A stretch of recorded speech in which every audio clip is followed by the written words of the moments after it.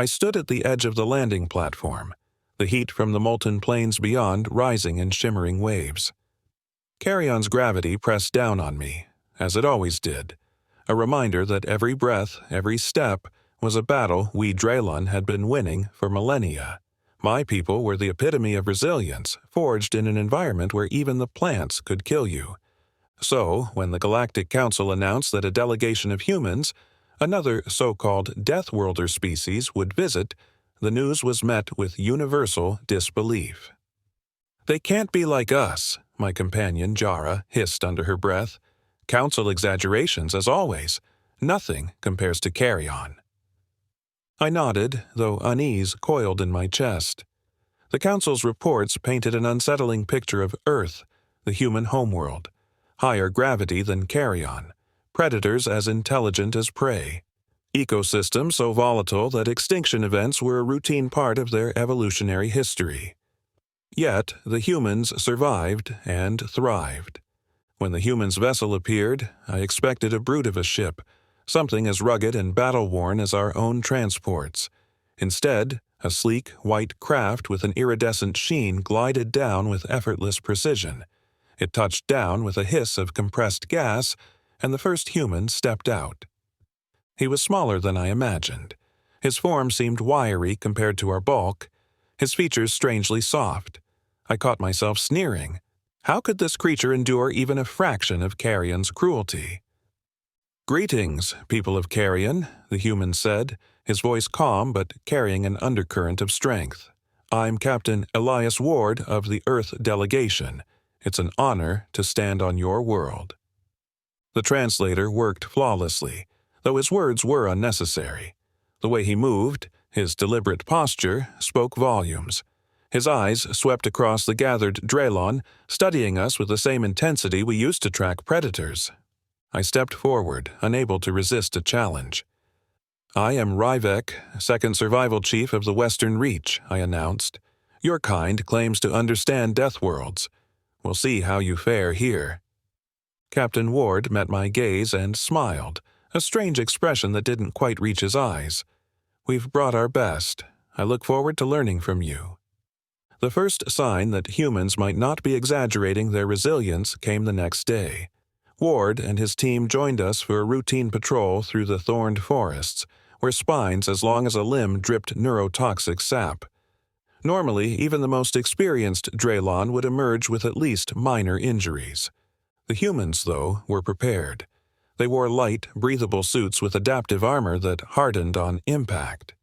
Their leader, Ward, eschewed most of the gear entirely, relying on nothing but gloves and a simple utility belt. Midway through the patrol, disaster struck. A shriek split the air, a sound I knew too well, the call of a Kargak. The predator's talons could slice through stone, and its camouflage rendered it nearly invisible until it struck. "Scatter!" I shouted. But my command was unnecessary. The humans had already spread out, their movements unnervingly efficient. Ward stood his ground, his eyes scanning the trees. When the Kargak pounced, I thought it was over. Its claws arced toward a young Drelon child who had wandered too far from the group. But before I could act, Ward leapt forward, a blur of motion. In one swift movement, he yanked a device from his belt and hurled it at the beast. The device exploded in a burst of sound and light, disorienting the Kargak long enough for Ward to grab the child and roll clear. The Kargak recovered, its fury redoubled, but Ward didn't flinch. He pulled a blade from his boot, a primitive-looking thing compared to Drelon weapons, and slashed at the creature with precision that left me stunned. Within moments, the beast retreated, bleeding and snarling. Ward handed the child back to their parents without a word. "How?" I demanded when I finally found my voice. "How did you know what to do?" His smile returned, faint but steady. "Your forests aren't so different from Earth's jungles. A predator's a predator." That night, as I sat around the campfire with Yara and the other patrol members, I couldn't shake what I'd seen. The humans hadn't just survived, they'd adapted, reacting with a precision that suggested experience, not luck. "They've studied us," Jara said, her tone dismissive, "analyzed our predators, learned our terrain." "Maybe," I said slowly. But it's more than that. They think differently. Did you see how they moved? How they worked together without hesitation? Jara scoffed, but the others were silent. They'd seen it too. For centuries we'd believed that Karyon forged the galaxy's strongest. Watching the humans, I began to wonder if strength alone was enough. The next morning I found myself face to face with Captain Ward. He stood near the edge of the camp, looking out at the horizon where Karyon's twin suns painted the sky in molten gold. "You're not what I expected," I said, stepping beside him. "Neither are you," he replied, glancing at me. "You're kind. You don't just survive. You plan, you adapt. It's unsettling."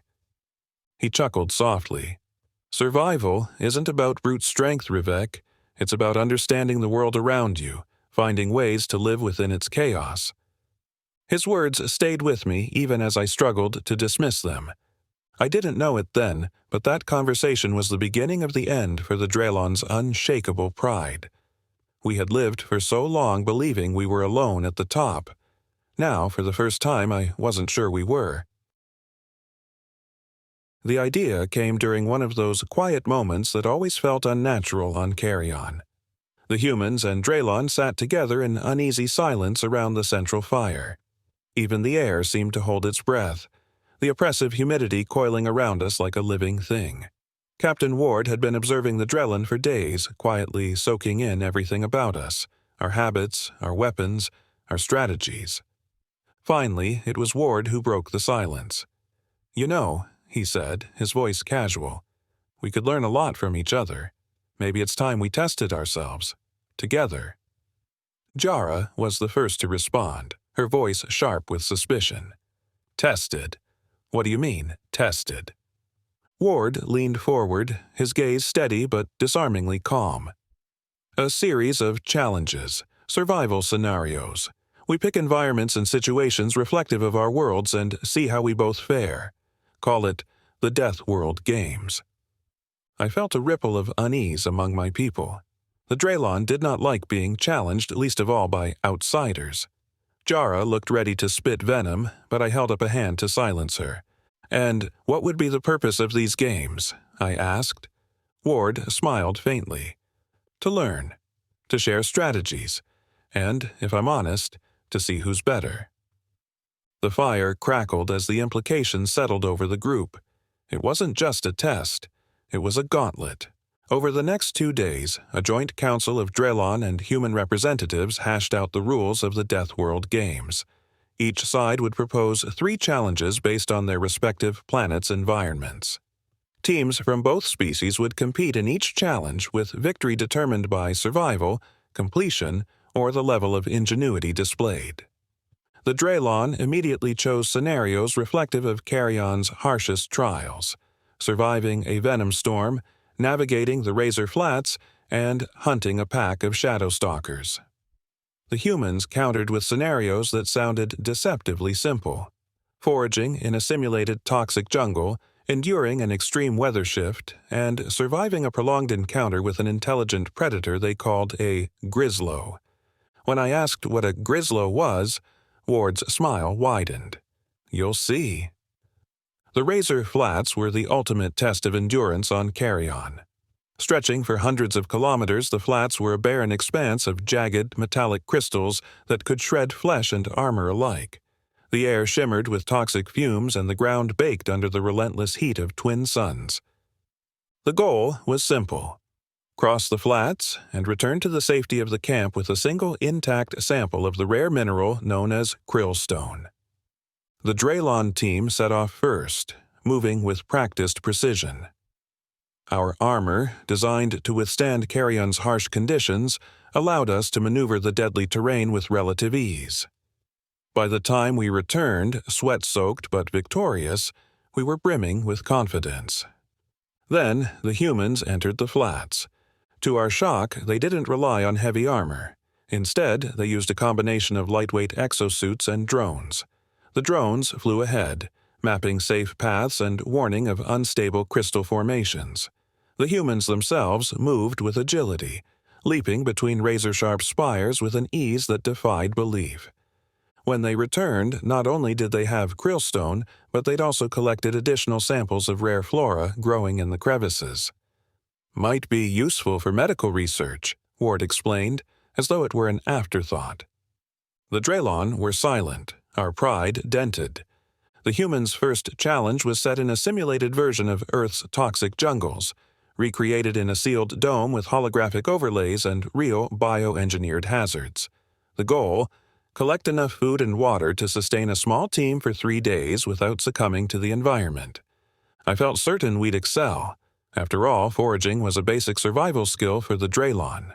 But as soon as we stepped into the jungle, we realized how different Earth's ecosystems were. The jungle was alive in a way Karyon's deserts never were. Vines writhed as if sentient, releasing clouds of spores at the slightest disturbance. Predators moved in the shadows, their glowing eyes a constant reminder of our vulnerability. Even the water sources were traps, teeming with parasites that could kill within hours. The humans, however, seemed almost comfortable. They used portable filters to purify water and applied a strange, foul-smelling ointment to repel the jungle's aggressive insects. Where we relied on brute strength to hack through vegetation, they used ultrasonic tools that parted the plants like a knife through smoke. By the end of the challenge, the humans had amassed enough provisions to feed their team for a week, while the Drelon barely scraped by. "What's your secret?" I asked Ward, frustrated. "Earth taught us one thing above all else," he said. "If you can't fight the environment, you adapt to it." The final challenge was a true Karyon horror: the venom storm. Once every few months, winds swept across the landscape carrying spores and toxins from the thorned forests. The storm turned the air into a corrosive nightmare, and survival depended on finding shelter and outlasting the onslaught. Both teams huddled in their respective shelters as the storm raged outside, tearing through the landscape with a fury that even we, the Drelon, found terrifying. The humans surprised us once again. They didn't just endure, they analyzed. During the storm, they set up monitoring equipment and gathered data on the toxin composition and wind patterns. By the time the storm ended, they had not only survived but had also devised a prototype filter system that could neutralize the toxins. As the Deathworld games progressed, I began to notice something troubling. The humans weren't just surviving, they were thriving. They treated each challenge not as a test of endurance, but as an opportunity to learn, adapt, and improve. The Drelon, on the other hand, relied on brute strength and rigid strategies that had served us for generations. For the first time, I saw the cracks in our way of life. After the final challenge, Captain Ward approached me, his expression thoughtful. "You're strong, Ryvek. Your people are some of the toughest I've ever seen." "But not the smartest," I said bitterly. He shook his head. "That's not what I mean. Strength isn't just physical. It's about resilience, adaptability, and knowing when to change." His words unsettled me more than I cared to admit. As the Deathworld games came to an end, there was no official winner. Both sides had their victories, but the humans had left an indelible mark on us. For centuries, the Drelon had believed we were the galaxy's ultimate survivors. Now, I wasn't so sure. The Deathworld games had barely concluded when the warning alarms began to blare. A cacophony of sirens and flashing lights shattered the uneasy peace of the camp, sending both Drelon and humans scrambling. "Status report," I barked into my comlink, but the response came from an unexpected source. Captain Ward's voice, calm but urgent. "A rogue asteroid is on a collision course with Karyon," he said. "Estimated impact in 72 hours." I froze. Karyon had faced its share of natural disasters, but nothing of this magnitude. The asteroid was massive, large enough to trigger a planet-wide extinction event. Our survival wasn't just a matter of pride anymore. It was a race against time. The camp transformed into a hive of activity as Drelon and humans worked side by side. Ward and his science officer, a human named Dr. Elena Kwan, quickly outlined a plan. "We can't destroy it," Dr. Kwan explained, projecting a holographic image of the asteroid. "But if we can alter its trajectory, even slightly, it might miss the planet." "How?" Jara demanded, her skepticism evident. We'll need to use a combination of Drelon technology and human ingenuity, Ward said. You have the raw power. We have the precision. The Drelon leadership balked at the idea of relying on human technology, but I saw no alternative. We'll do it, I said, cutting through the objections. What do you need from us? Ward's eyes met mine, and for the first time I saw a flicker of respect. The plan was as audacious as it was desperate. Using Drelon mining ships equipped with powerful thrusters, we would push the asteroid off course. Meanwhile, human engineers would set up a network of explosive devices to provide the final nudge. Time was our enemy. The asteroid's trajectory allowed no room for error, and every second counted.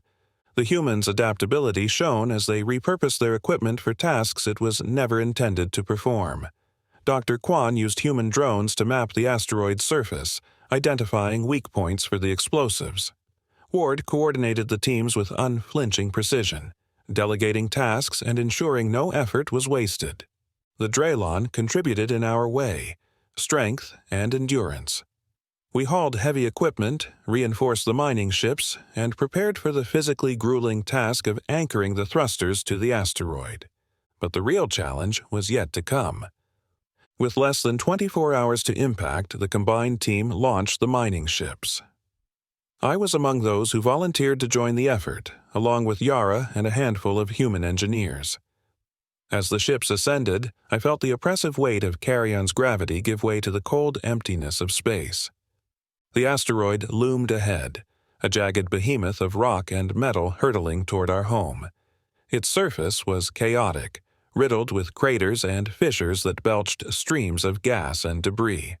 Remember, Ward's voice crackled through the comlink, we've only got one shot at this. Stick to the plan. The first step was to secure the thrusters. Drelon's strength proved invaluable as we anchored the massive engines to the asteroid's surface. Meanwhile, the humans worked with surgical precision, calibrating the engines and setting the explosives with maddening attention to detail. Just as we finished positioning the last thruster, disaster struck. A geyser of gas erupted from a fissure, sending one of the mining ships spinning out of control. The ship's pilot, a Drelon named Vikra, barely managed to stabilize it, but the incident delayed us by precious minutes. We're running out of time, Dr. Kwan warned. The asteroid is entering Karyon's gravity well. If we don't fire the thrusters now, we won't have enough force to alter its trajectory. We're not ready yet, Jara shouted, but Ward made the call. Fire the thrusters! The engines roared to life, spewing jets of plasma that pushed against the asteroid with staggering force. For a moment, it seemed to work. The asteroid's path began to shift. Then, the unexpected happened. The force of the thrusters triggered a structural collapse. Massive chunks of rock broke away, threatening to destabilize the entire operation. Detonation teams, prepare to activate charges, Ward commanded. But we're still on the surface, Jara yelled. I looked around at my team. We were spread across the asteroid, too far from the mining ships to retreat in time. The humans had drones ready for evacuation, but the Drelon had no such luxury. Ward, delay the detonation, I demanded. If we delay, the asteroid will enter Karyon's atmosphere, he argued. Then we'll die, saving our world, I snapped. Silence. Then Ward spoke again, his voice grim. You're not dying today. Get to the drones. We'll cover you. Against all odds, the humans' drones swooped in to evacuate the stranded Drelon. Their maneuverability was astounding, weaving through debris with uncanny precision. I barely had time to strap myself into one of the harnesses before the explosives detonated. The blast was a symphony of destruction, a blinding light followed by a shockwave that sent the asteroid careening away from Karyon. The force flung us into space, tumbling helplessly until the drone's stabilizers kicked in. For several agonizing moments, we waited for confirmation. Then a cheer erupted over the comms. The asteroid's trajectory has shifted, Dr. Kwan announced. Karyon is safe. Relief washed over me, but it was short-lived. One of the human ships damaged during the operation hadn't made it back. Ward's voice was tight as he ordered a search, but there was no sign of survivors. When we finally returned to Karyon, the mood was somber but resolute. Both species had sacrificed to save the planet, and the bond forged in crisis was unshakable. That night, I stood with Ward under Karyon's twin moons. "You were willing to risk everything for a planet that isn't even yours," I said. "Survival isn't about planets," he replied. "It's about people. Yours, mine. It doesn't matter. We're stronger together." For the first time, I saw humanity not as rivals, but as partners. Their adaptability, their ingenuity, their relentless determination. They had shown us a new way to survive, and in doing so, they had changed the Drelon forever. Thank you for listening. If you enjoyed this story, please consider liking and subscribing.